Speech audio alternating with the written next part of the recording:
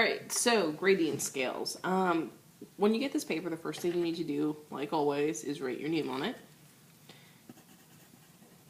And your teacher's name. Or class you're in. It doesn't mean like write my name, it means whatever your homeroom teacher's name, write that. Alright, so gradient scale and understanding value. When you're doing this, you need to realize that you're going to go from white all the way to black. And we're going to be using this special pencil that's called an ebony pencil. The reason it's called an ebony pencil is because it gets even darker than a normal pencil. So I'm going to show you a little demonstration of what I mean by that. So I'm going to press down as hard as I can without breaking my pencil with an ebony pencil. This is true black.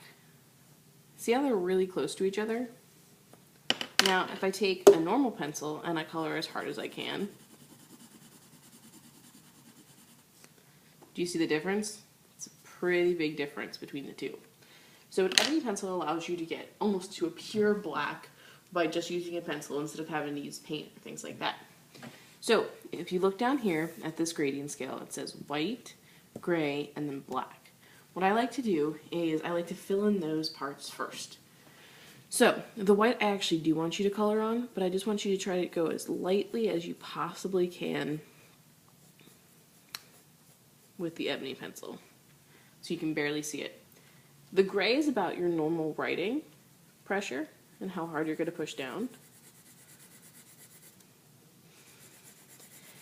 And notice that I'm not filling up the whole thing, but I'm really taking my time and making it look nice. So that's going to be about my gray.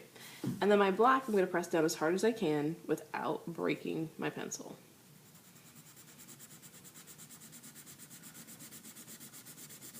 Again, filling the box, but not making it perfect. It doesn't have to be perfect. Make it as dark as I can. So these are our three primary values. But now we have to go back and do the in-betweens. So I'm going to do the in-between from gray to black. So with that, I just did the darkest one, so I'm going to do the one right next to it. And I'm going to get just a little bit lighter. And the good thing about an ebony pencil is that you can erase it with just a normal eraser. Alright.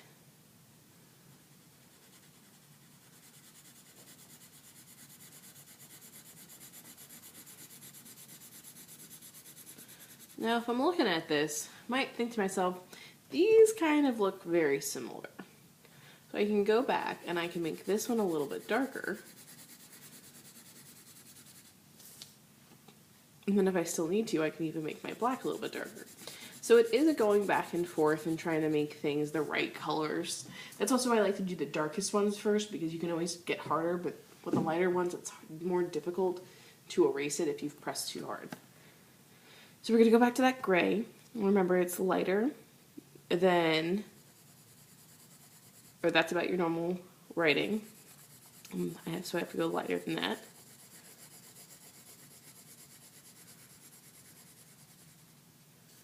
Right, and then even lighter.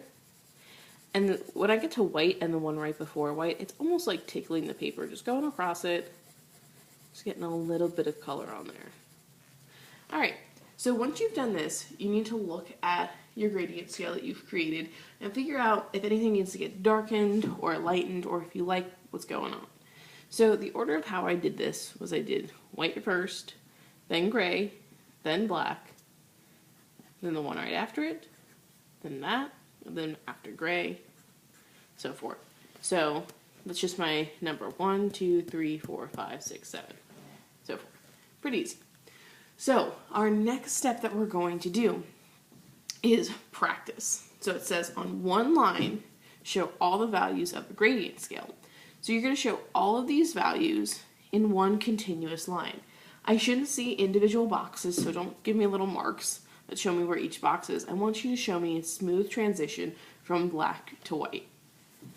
So how I do this, and notice that these are the same length, so if you get too far past black before you get to this box, you know you have to make it bigger. So what I mean by that is if I only made my black section this big, I'd have to, as big as that section, so I get to white before then. So I have to make it bigger. And then I'm going to get a little bit lighter. And I'm starting to blend, I'm overlapping the color that I previously did. I'm blending those colors together. On that. By blending, I'm trying to make it have a smooth transition. We talked about that when we talk about painting, how you want to blend your colors together. Smooth transition. So it's all practice. Getting a little bit lighter. And a little bit lighter.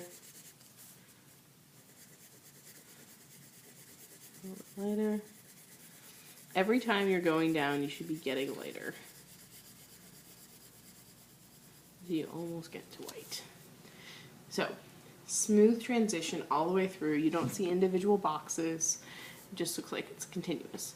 And here it says white, or light, medium, and then dark. It's the same thing as the black, gray, and white. So in the very last one, it says, now try going from dark to light, back to dark, all in one line.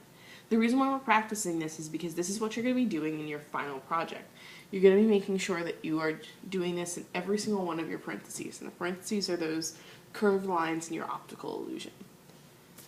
So I'm going to turn my paper, and I'm going to start from over here again, and I'm going to go dark, almost black, and I have to make it smaller this time because I have to go dark, light, and then back to dark.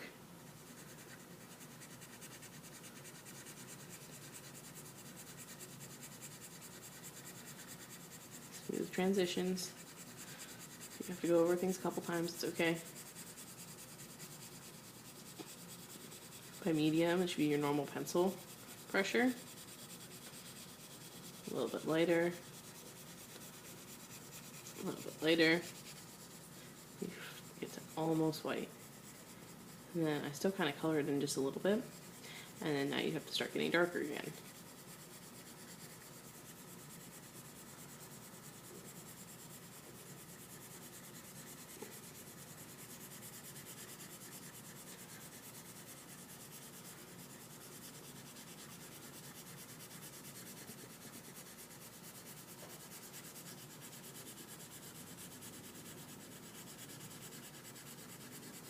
And finally, pressing down, almost black. Alright, so I want you guys to practice this. Once you have done all of these things, come find me and I'm going to help you out and tell you what needs to be still edited.